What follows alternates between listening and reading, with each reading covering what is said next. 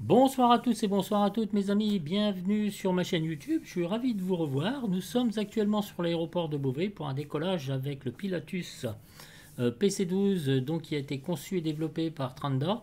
Voilà, un très bel avion, on va le découvrir ensemble. J'ai fait le Golden Dart pour simplifier les choses et directement donc sur la piste départ 12. Le vol va nous amener jusqu'à Lyon, enfin ça je vous ferai la descente et l'atterrissage un petit peu plus tard. C'est parce que je voudrais vous présenter l'avion, voir un petit peu comment il se comporte jusqu'en vol de croisière. Voilà, donc là on observe actuellement le cockpit avec donc l'overhead de ce Pilatus. Tout est quasiment full clickable. On a un petit peu des avioniques à l'ancienne, analogique. Néanmoins, on a quand même un GNS 530 qui est fourni donc directement avec l'avion. Je pense que si on a un GTN 750, il sera aussi pris en compte. Je pense, je ne suis pas sûr, mais je crois que oui. Et voilà. Donc on découvre tout ce qu'il y a de plus classique dans au niveau du cockpit, comme d'habitude. On verra ça en détail, donc en plein vol. Voilà. On va aller se balader un petit peu avec dans la cabine. Découvrir un petit peu comment est cette cabine. Alors, bon, alors au niveau graphisme, ouais, bon, il y a rien de transcendant. J'ai vu mieux, on va dire, du moins pour l'intérieur de l'avion. Voyez-vous, même le cockpit, comme l'intérieur de la cabine, bien, ça reste assez bon. C'est pas fou, on va dire. Voilà, c'est pas non plus dégueulasse, mais c'est pas fou. On se croirait un peu, vous savez, dans les années vintage, les vieux sièges. Oh la vache, ça date. Néanmoins, bon, vous avez toujours le même principe de la tablette. Vous avez les dossiers qui sont donc rétractables. Ici, on peut fermer, voilà, on peut se mettre les volets donc fermés, ouverts. Ça, là, c'est sympa. Et là, on peut avancer donc dans l'avion. Vous avez aussi l'éclairage de la cabine qui s'est fait. Donc, vous voyez ici, il y a les tables. Là, ici, c'est la porte. On peut ouvrir, fermer les portes. Bref, tout ce qu'il y a de plus classique maintenant à notre époque. Mais alors je pense très sincèrement qu'ils auraient peut-être pu faire un petit effort au niveau graphisme. Bien, bon, c'est pas que ça qui compte, bien évidemment, d'autant plus la cabine quelque part, on s'en fout un peu. Mais néanmoins, quand vous voyez un Challenger 650 ou un Cessna 525, bon, je pense qu'on aurait mérité un petit peu mieux. Vous voyez, même l'intérieur donc du cockpit, c'est correct, voilà, c'est correct. Je vais pas aller plus loin, je vais pas me dire d'autres choses, c'est correct, mais ça s'arrête là, voyez-vous. Alors, on a différentes fenêtres pop-up, voyez-vous, qui sont toutes, ça c'est très pratique, je trouve, parce que elles sont toutes disponibles quasiment, vous voyez. Là, vous voyez, vous avez le petit nom aussi, le HSI, électronique horizontal système indicateur. Ici vous avez le ADI, là c'est pareil, le badin, l'altimètre, l'AVS, l'AOA qui se trouve ici, vos paramètres moteurs. Alors évidemment vous voyez, vous pouvez à souhait zoomer, dézoomer. Le GNS 530, alors juste pour la petite histoire, départ de Beauvais pour aller à Lyon, je crois que je l'ai dit. Le plan de vol a été chargé et j'utilise Navicraft, donc ça c'est très pratique. Du côté copie c'est exactement la même chose, voyez-vous. Là tout est cliquable, ça c'est pour comment dire, le pilote automatique. Enfin vous voyez, si je zoome c'est assez propre quand même. Vous avez ici le Garmin, l'annonciateur d'alerte, donc tout est éteint. Ici vous avez tout ce qui est donc gestion de la pressurisation. Vous avez un transpondeur, je l'ai mis sur Alt, voilà, un radar météo comme d'habitude qui ne fonctionne pas. Ici vous avez les 3 trims. Alors je sais pas comment on fait pour régler ici dans le vert, je sais pas, j'ai essayé de chercher mais j'ai pas trouvé, c'est pas bien grave. Ici vous avez donc les températures, les trims, stability trim, donc c'est ici.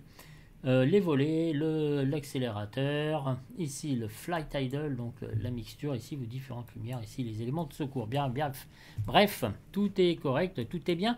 Alors ce que je vous propose, c'est qu'au départ on va écouter un petit peu le son de l'avion, parce que là comme j'ai mis le casque, je ne vais pas parler, on va découvrir l'extérieur.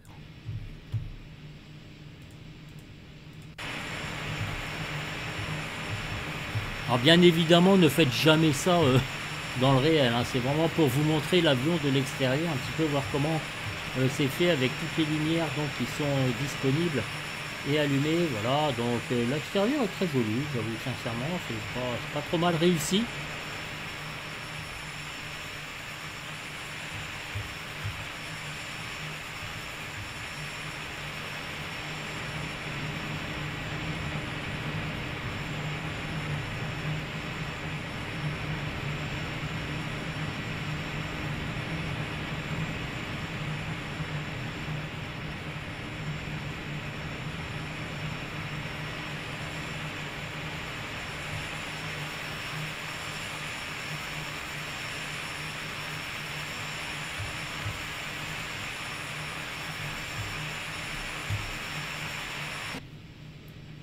Voilà, on a mis fin à ce système de walk around, c'est vachement bien fait, j'adore.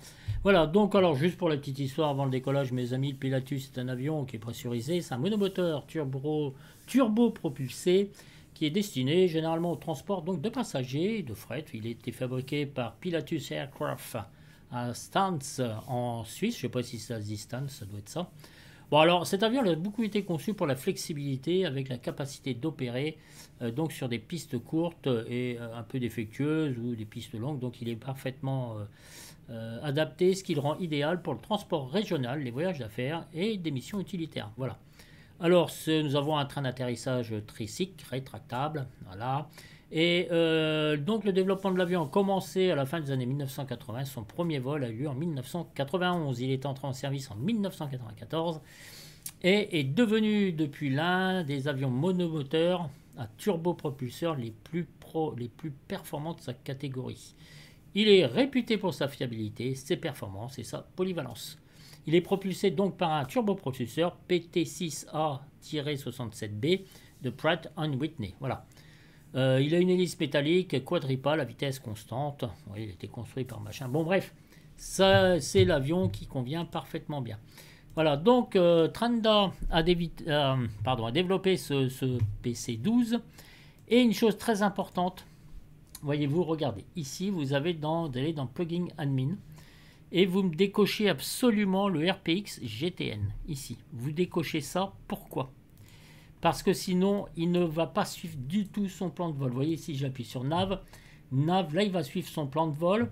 Et s'il ne va pas suivre son plan de vol, vous le saurez automatiquement. Il y a marqué ARM ici en blanc. Il va faire du grand n'importe quoi. Ok ? Donc voilà, ça je voulais vous prévenir mes amis, c'est très important, sinon vous allez péter un câble. J'ai laissé un petit peu un message assez salé sur le forum parce que ça m'a un peu énervé. À chaque fois il faut toujours quelque chose qui cloche, donc voilà. Ok mes amis, alors la checklist line-up, ok, donc là j'ai tout coché au niveau de la checklist et puis il y a l'after take-off. On verra comment ça se passe l'after take-off. Donc vous avez toujours chez Tranda le même principe, les options, voyez-vous, alors là vous pouvez cliquer, alors vous avez aussi une option ici qui est juste là, voilà, on va voir un petit peu mieux, donc les options, je vous laisserai regarder tout ça. On a aussi le weight and balance, donc voilà, 290 kg, ici l'enveloppe du constructeur, donc à ne pas dépasser, j'ai un petit peu limite. Les options, c'est les fenêtres pop-up, mais ça comme tout est disponible. Alors panel editor surtout, j'ai commencé à toucher à ça sans faire exprès, j'ai plus pas ce que j'ai foutu, j'ai commencé à tout déglinguer. C'était un peu le cata pour moi à remettre en place, parce que je l'utilise quasiment jamais. Les livrets, voilà, on peut changer de livret si on veut. Dinafel, alors ça vous pouvez régler votre pitch, votre rôle et votre you. Voilà. Le logbook. La checklist, donc on a vu. Le ground handling. Les dynamiques, donc ça on peut changer on peut faire nos livrets nous-mêmes si on veut. Alors vous voyez ici ça clique, mais bon c'est derrière que ça apparaît. Le flight computer, ça je m'en sers assez souvent. Les équipements, donc Recon Light, pilote, une femme, etc. Et vous avez ici la tablette Habitab, mes amis. Alors moi je vais quand même retourner sur ma checklist. Voilà, donc c'est apparu derrière le non. Surtout répondre de non. Ouais, donc je vous disais, ça c'est le logbook, donc voilà, c'est disponible. Les manœuvres au sol, le ground handling, voyez-vous, hop. Et voilà, donc c'est bien, c'est sympa, c'est pratique, on a fait le tour mes amis. Donc on va décoller, pleine puissance. Alors attention, je ne me suis pas mis dans les options moteur réaliste. C'est ici, je crois, alors attendez. Engine mode simplifié, si je fais ça vous êtes en réaliste. Alors je fais gaffe là, c'est juste pour la vidéo, je le ferai la prochaine fois si vous voulez. Comment dire, ne poussez pas trop le moteur. Ici on va faire un reset fuel, je ne l'ai pas fait, merci. Ici vous avez donc vos RPM, les températures extérieures, l'endurance, ce qu'on a utilisé, les générateurs avec les voltages, et ici vous avez donc Engine wall, la température, la pression, votre fuel quantity, et ici donc le torque ITT et le NG de votre avion. Voilà mes amis. Donc c'est très bien détaillé, c'est très chouette. Allons-y gaiement. Allez, c'est parti. J'enlèverai le casque tout à l'heure. Alors, on va lâcher les freins.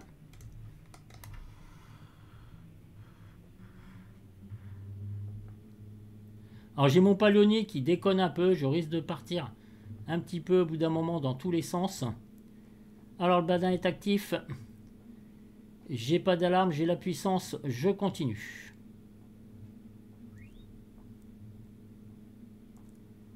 J'annonce la rotation. Positive climb, gear up. Je vais chercher les 150 nœuds.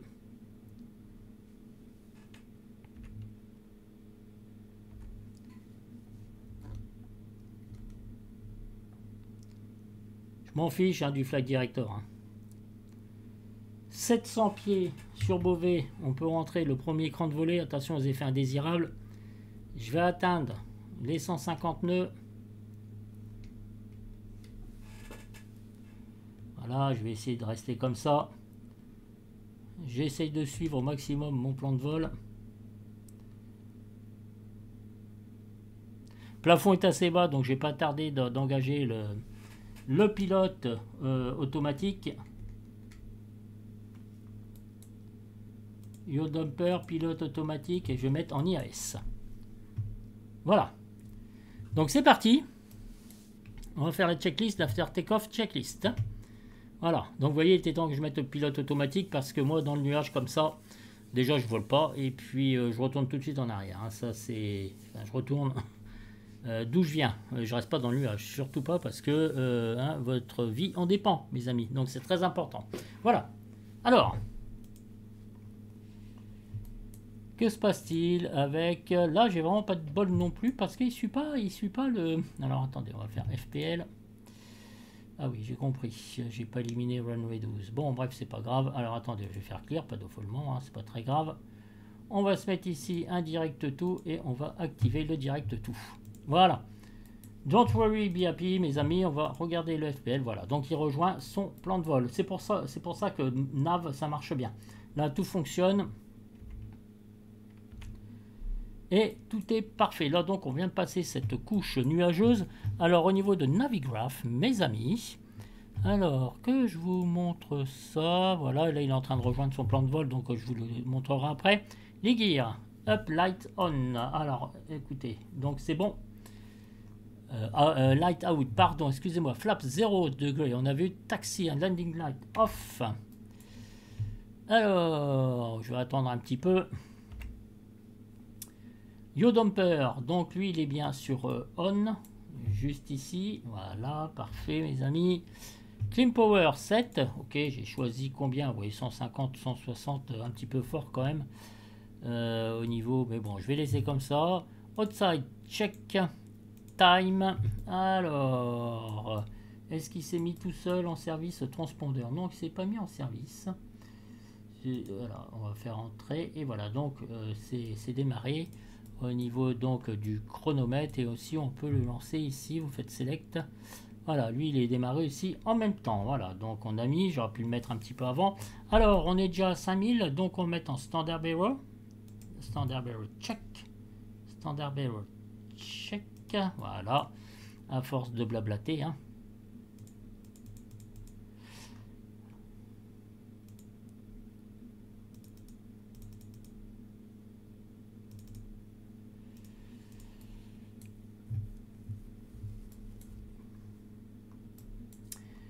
Alors, qu'est-ce qu'il m'a fait le petit ok. Alors, qu'est-ce qu'il y a? Quelque chose qui merde. Il y a quelque chose qui. Ah oui, non, ok, d'accord. Ça a l'air d'être bon. Donc, après, on va bifurquer. On va repartir donc sur LFOB. Alors, je sais pourquoi, je sais ce qui s'est passé. Parce que là, il faut que j'aille plutôt sur OB 711. Alors là, il va repartir, il va faire demi-tour, il va aller sur OB 711. Je pense qu'il y a eu un petit conflit, c'est la première fois que ça m'arrive. J'ai eu un petit conflit parce que j'ai téléchargé via le plan de vol direct, vous savez, du FMS. Et je me demande s'il n'y avait pas les seeds et les stars qui étaient déjà confondus à l'intérieur. Non, c'est bizarre parce que j'ai tout vérifié. Bon, écoutez, rien de grave pour l'instant, il rejoint son plan de vol. Comme je lui ai indiqué, comme je lui ai demandé. Vous allez voir, donc il va reprendre ici. Bon, ouais, ça nous fait perdre un peu de fuel, hein, tout ça. J'ai calculé, là, enfin, c'est pas moi qui ai calculé, mais la quantité, elle était juste, donc voilà. Bon, en tout cas, on monte, pardon, en... J'éteins l'effet de landing. On va libérer nos passagers, voilà.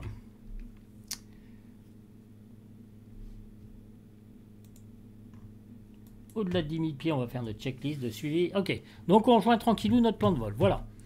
Un petit peu merdouillé au début, mais je sais que c'est un petit peu compliqué avec cet avion tout au départ. Il y a des fois, ça peut un petit peu merder. Donc voilà, mes amis, Navigraph. Donc on rejoint ici donc notre plan de vol. On aura l'occasion de le revoir. Donc voilà, le plan de vol, c'est quand même assez sympathique. Donc ici, il faut que je télécharge donc ma site, que j'ajuste ma carte. Non, bah non, c'est 35L. Bon, bah, ok, c'est bon. Vous pouvez choisir donc l'approche et ILS. Donc 35R, L, pardon. Donc on fera ça un petit peu plus tard. ILS, voilà.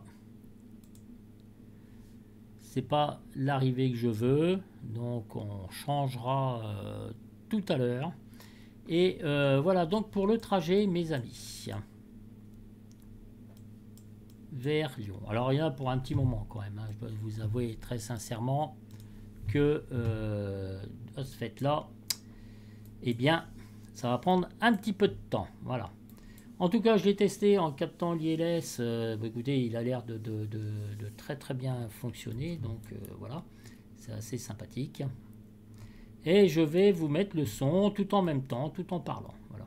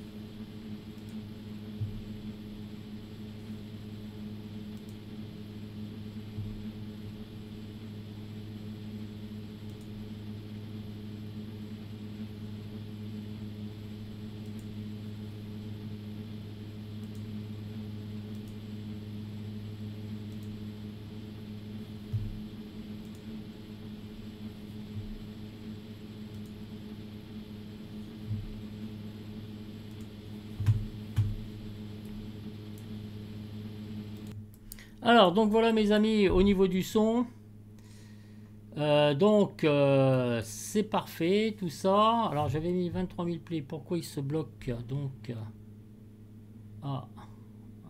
que j'ai pas mis assez ma puissance, j'ai enlevé ma puissance, voilà. Il va commencer donc à remonter parce que j'avais pas mis assez de puissance.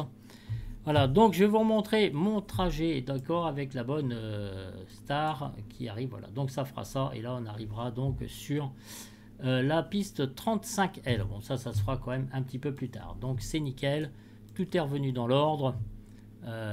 Donc je fais quand même assez attention à tout ça parce que c'est très important. Donc vous voyez, donc le plan de vol ici il est suivi. Bon, parfois, certaines fois il faut faire un petit peu des petites bidouilles, mais le tout c'est de s'en rendre compte et puis de faire très attention à ce qu'on fait. Voilà, nous sommes en mode IAS, là c'est réglé, je me suis pas mis en feet par minute, vous voyez j'ai 0, mais l'avion donc il a 1500 et quelques pieds minutes en mode IAS. Alors, je vais revenir sur l'altitude, c'est armé, normalement on devrait aller à nos 23 000 pieds comme convenu. Voilà, allez, un petit tour de l'extérieur. Alors, tout se passe très bien au niveau du vol. Je m'étais mis la vue satellite. Voilà, tranquille.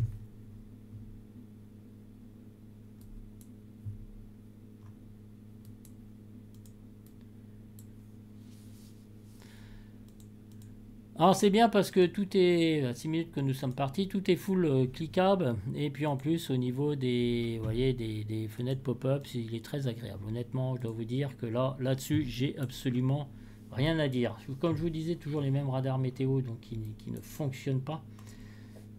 C'est dommage sur X-Plane 12. En tout cas, plus ça va et plus j'apprécie donc X-Plane 12, plus je peux vous faire des petites vidéos sympathiques qui représentent l'avion. Voilà, jusqu'en vol de croisière. Après, je vous ferai un petit atterrissage avec le mode ILS. Voilà. Donc ça peut être assez sympa. Il y a moult informations donc comment dire à avoir sur les différents donc paramètres. On peut aussi l'utiliser en mode HDG. On peut utiliser aussi les VOR, bien entendu, n'est-ce pas, avec les différents panels qui existent donc sur cet avion. Voilà, donc pour le prix, je trouve qu'il est correct, hein, c'est bien fait. Trenda est un très bon développeur. J'espère qu'il va continuer à l'améliorer. J'espère que je vais avoir un petit peu d'autres avioniques. Bon, même si ça, j'adore, hein, mais j'aime bien aussi le modernisme. Moi, ouais, c'est vrai, hein, c'est assez sympa quand même. Quand tout est super bien. Alors, on va regarder ici au niveau de l'overhead, voyez-vous. Donc, c'est très cool. Bon, ça, je peux peut-être enlever. Voilà, c'est très sympa. Ça aussi peut-être, voilà, la cabine hit va aller aussi. Donc il est très simple de démarrage, hein. Ils ont fait une checklist et toute une documentation qu'on peut arriver à découvrir. Alors attendez, je vais transférer ça tout de suite avec vous. Voilà, donc tout est en anglais. Ça c'est la petite histoire du début que je vous ai raconté. Et puis là donc on vous explique donc les dimensions. On vous explique la tablette pour la faire disparaître, la faire réapparaître. On peut le faire aussi du côté copie. Vous voyez, donc ça c'est ce qu'on a vu. Aircraft of Option. Donc je vous montre ça de façon très sympatoche. Parce que alors c'est là où j'ai merdé. Ouais, il suffit que je lise. Mais moi je suis pas apte à tout bouger. Enfin c'est pas dans ma mentalité. Alors j'ai vraiment cliqué par inadvertance dessus si vous voulez. Et puis ça m'a foutu un peu le bordel.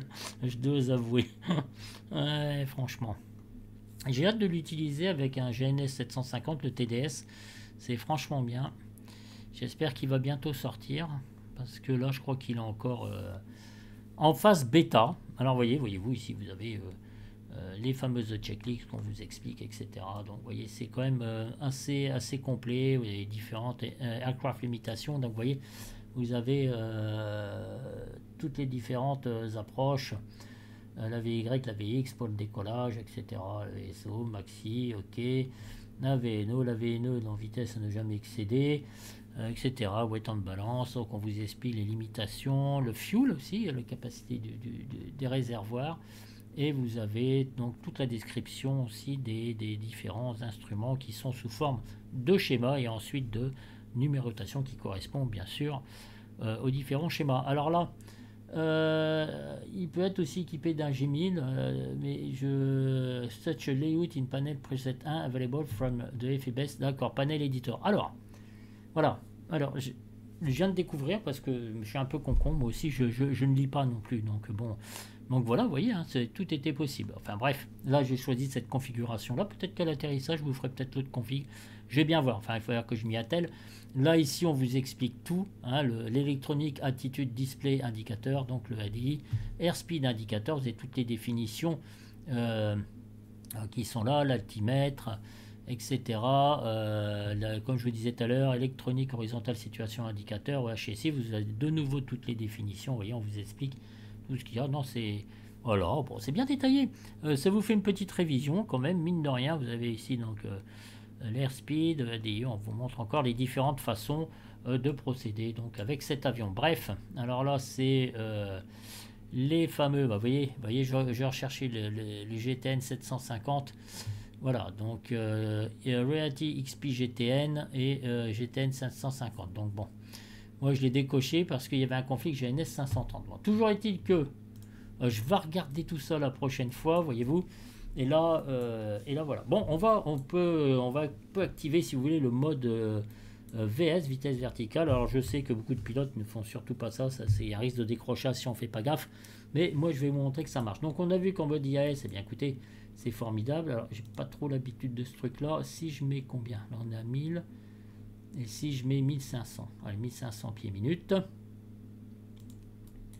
Je vais engager. Le mode IAS est arrêté. Et là, voilà.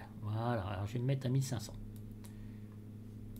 Donc on va atteindre les 1500 et là je vais vérifier bien évidemment mon badin, ma vitesse. Hein, voilà. Alors, nous allons passer les 10 000 pendant qu'il fait sa pressurisation check, recon lights off. Attendez, je vais effacer ça. Alors bien sûr off. Inertial separator as required, DIS as required, passengers packs signs on light off. Ok, donc là on est bon, on regarde toujours notre vitesse. Donc il a l'air de se stabiliser. On peut augmenter un petit peu notre VS. Hein. On va se mettre à 1700. Vous voyez, c'est vraiment pour vous montrer que ça existe. La checklist après, colonne Tidon, transition altitude, non, non. Voilà, donc ça c'est fait, transition altitude, hein, c'est 18 000 pieds, mais là, non, en France c'est pas 18 000, c'est 5 000. Donc on l'a fait avant puisque j'ai fait le standard barrel. Voilà, donc on y va. Vous voyez, attention à la VS parce que là on est à 150 nœuds et on commence à réduire un petit peu dans la vitesse. Alors ce qu'on peut faire, c'est si on repasse en mode IAS, qu'est-ce qui se passe? Si je fais ça, alors je vais juste regarder. Voilà, donc il baisse ici, donc il ne tient plus compte de ce que j'ai fait ici, voyez-vous. Donc il revient à ses 1000 pieds minutes. Mes amis, au niveau de la pressurisation, eh bien on va regarder notre pressurisation. Voilà, là on a réglé donc notre cabine altitude. Voilà, donc comme on va aller à 23 000 pieds, on met plus 1000 pieds. Et là vous avez vos différentes pressions de cabine et la pression extérieure, la différence de pression entre l'extérieur et l'intérieur de la cabine qui se gonfle comme un ballon de baudruche bien évidemment, mais qui est régulé aussi cette pression à l'intérieur donc de votre avion. Voilà. Alors là je vais passer le truc.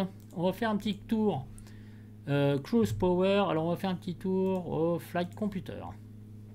GS 160 nœuds, d'accord. Ici vous avez les différentes donc vitesse, vous avez votre OAT, moins 20 degrés, en degrés Fahrenheit, enfin en Fahrenheit, pardon, pas en degrés Fahrenheit, c'est complètement con, puisqu'ici nous sommes déjà en degrés, l'endurance 2h43, le range, donc l'altitude 19 000 et quelques, pression altitude 19 000, la true speed, donc autour de l'avion vous êtes à 204 nœuds, le fuel flow, on est à 186, là vous avez donc en litres, et on a déjà utilisé 68 kg de fuel.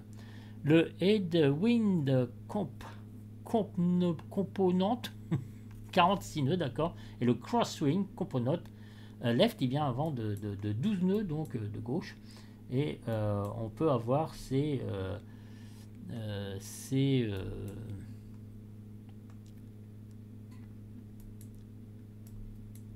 un vent de travers pardon de 13, et ici vous avez donc les différentes aussi indications. Voilà, d'accord. Alors, au niveau de notre reading,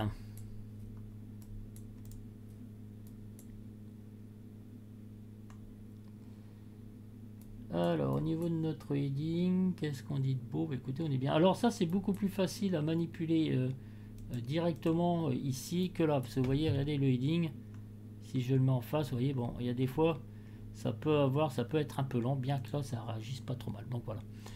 Voilà mes amis, bah, écoutez, on va atteindre donc nos 20 000 pieds, hein, comme... de toute façon, je peux peut-être mettre même... Alors attendez, je vais voir s'il va réguler. Si je rappuie ici, je fais des petits essais pour que ça aille, voilà. Si je mets 21 000 et que j'engage. Normalement, vous devriez entendre une petite... comme une petite alarme, enfin une petite sonnette, c'est pas une alarme, faut pas confondre, qui va vous montrer que ça arrive bientôt, on arrive bientôt à l'altitude. En théorie. Et on peut mettre 20 000, si je mets 20 500.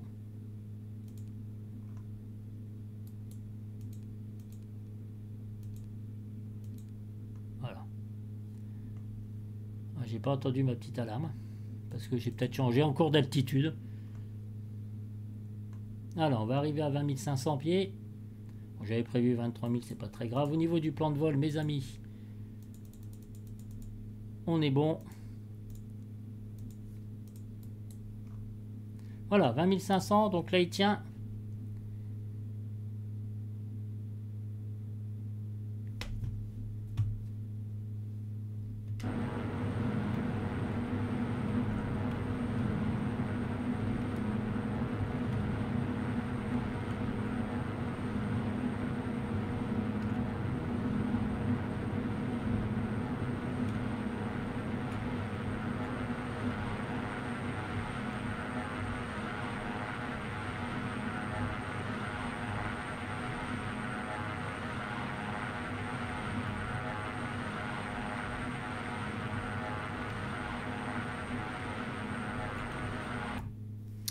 Écoutez, voilà mes amis, je vais vous laisser. Là, on arrive à bientôt à notre altitude de croisière. Écoutez, on va faire notre checklist et puis je vais vous laisser. Je vais faire la descente. Alors la descente, je la fais complètement manuellement, n'est-ce pas? Là, on va regarder donc les checklists. Power 7, c'est ce qu'on a fait. Donc je vais réduire un petit peu ma conso de fuel. Le NG aussi, je vais réduire un petit peu. Je me mets dans mes paramètres. Alors les paramètres, par contre, ouais, ils ont fait des tas de courbes partout, c'est lourdingue. Franchement, à moins d'avoir étudié les différents paramètres, les différentes courbes, bon, c'est pas très compliqué à comprendre, mais il faut avoir l'habitude. J'aurais aimé plutôt un tableau, moi, vous voyez, performance. Bon, ça existe, mais il faut fouiller à droite à gauche, c'est assez précis. Hein, vous me direz, c'est très précis, pardon. Et voilà, donc après. Après, il faut regarder, il faut s'y intéresser un petit peu comme partout. Voilà mes amis, notre avion donc est stabilisé. Donc c'est très sympa, il est très sympa. On est à 170 nœuds à peu près, enfin là ici ça ne veut plus rien dire. Mais voilà, vous retournez sur votre flight computer, on a validé notre checklist, voilà, donc il nous reste encore une endurance 3h38, on a largement assez de fuel pour aller jusqu'à Lyon. Vous voyez, on a bien baissé notre fuel flow, on a utilisé 80 kg de fuel et ça vous avez donc vos vents qui sont présents donc avec le flight computer. Voilà mes amis, c'est tout ce que j'ai à vous dire. Évidemment, je vous présente ça parce que pour vous dire que c'est quand même un bel avion. Juste aimé mes amis graphiquement qui sont un petit peu meilleurs parce que ça fait un peu vintage, mais pourquoi pas hein. Et voilà, donc nous sommes en vol de croisière, il ne reste plus qu'à établir notre descente. Là je fais complètement manuel la descente avec l'AVS par rapport aux altitudes. Je regarde Navigraph et mes altitudes de laquelle je dois avoir, je fais une petite règle de 3 pour ajuster mon taux de descente. Voilà, on verra ça dans une prochaine vidéo. Là je vais vous laisser parce que je pars en répétition de théâtre, n'est-ce pas, jusqu'à 22h ce soir, et puis là on joue à Grandvilliers et on a eu un très franc succès au théâtre en moustache à Compiègne. La dernière fois qu'on a joué, on va en être bientôt à notre 25e représentation. C'est dire si ça marche pas trop mal. Voilà, je vous souhaite une excellente soirée, une petite vue encore de l'extérieur avec cet avion. Là je vais vous remettre un peu le son.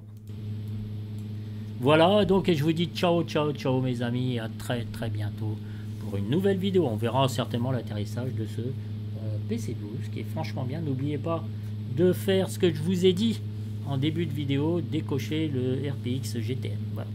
Ciao, salut mes amis, à plus, prenez soin de vous et je vous dis à très vite. Salut la foule.